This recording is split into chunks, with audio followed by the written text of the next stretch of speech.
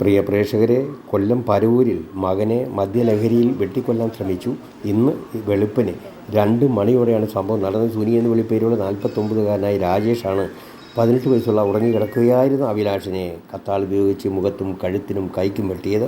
ഗുരുതരമായി പരിക്കേറ്റ അഭിലാഷിനെ നാട്ടുകാരാണ് പാരിപ്പള്ളി മെഡിക്കൽ കോളേജിൽ എത്തിച്ചത്. വെട്ട് ഗുരുതരമായതിനാൽ അവിടെ നിന്ന് തിരുവനന്തപുരം മെഡിക്കൽ കോളേജിലേക്ക് കൊണ്ടുപോവുകയായിരുന്നു. രാജേഷും ഭാര്യയും മകളുമാണ് വീട്ടിൽ താമസിച്ചിരുന്നത്.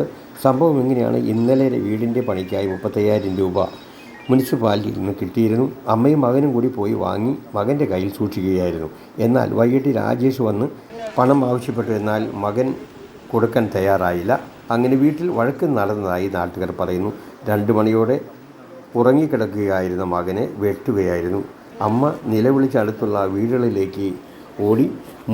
മുനിസിപ്പാലിറ്റി കൗൺസിലറും അതുപോലെ തന്നെ നാട്ടുകാരും ഒക്കെ ചേർന്ന് അഭിലാഷിനെ ആശുപത്രിയിലേക്ക് കൊണ്ടുപോവുകയായിരുന്നു. പോലീസ് എത്തി തിരച്ചിൽ നടത്തി ആറ്റിൻ്റെ കരയിൽ നിന്ന് രാജേഷിനെ പിടികൂടുകയായിരുന്നു.